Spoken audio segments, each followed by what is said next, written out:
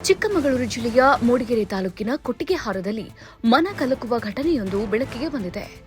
77 ವರ್ಷದ ಸಿರಿಲ್ ಮೋನೀಸ್ ಎಂಬುವವರು ಅನಾರೋಗ್ಯದಿಂದ ಮಲಗಿದ್ದಲ್ಲೇ ಮೃತಪಟ್ಟಿದ್ರು. ಆದರೆ ಅವರ ಪತ್ನಿ ಮಾನಸಿಕ ಅಸ್ವಸ್ಥತೆಯಿಂದ ಬಳಲ್ತಾ ಇದ್ದ ಕಾರಣ ಪತಿ ಸಾವನ್ನಪ್ಪಿರುವುದು ಅವರಿಗೆ ತಿಳಿದೇ ಇಲ್ಲ.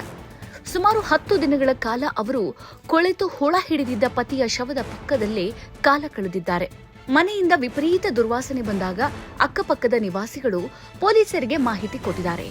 ಪೊಲೀಸರು ಬಂದಾಗ ಪತ್ನಿ, ನನ್ನ ಗಂಡ ನನಗೇ ಬೇಕು, ಯಾರು ಮುಟ್ಟಬೇಡಿ ಅಂತ ಶವವನ್ನ ಮುಟ್ಟಲು ಬಿಡದೆ ಹಠ ಹಿಡಿದಿದ್ರು. ಮಗ ಬೆಂಗಳೂರಿನಲ್ಲಿ ಕೆಲಸ ಮಾಡ್ತಾ ಇದ್ರೆ, ಮಗಳು ದುಬೈನಲ್ಲಿ ಶಿಕ್ಷಕಿಯಾಗಿದ್ದಾರೆ. ಮಗ ನಿತ್ಯ ಕರೆ ಮಾಡಿದಾಗ್ಲೂ ತಾಯಿ, ಅಪ್ಪ ಚೆನ್ನಾಗಿದ್ದಾರೆ ಅಂತಾನೆ ಹೇಳ್ತಾ ಇದ್ರು. ಅಪ್ಪ ಸತ್ತು 10 ದಿನಗಳ ನಂತರ ಮಗ ಬಂದ್ರು, ತಂದೆಯ ಮುಖ ನೋಡುವ ಭಾಗ್ಯ ಆತನಿಗೆ ಸಿಗಲೇ ಇಲ್ಲ. ಇನ್ನು ಮಗಳು ಅಪ್ಪ ಸತ್ರು ಬಂದು ನೋಡಿಲ್ಲ.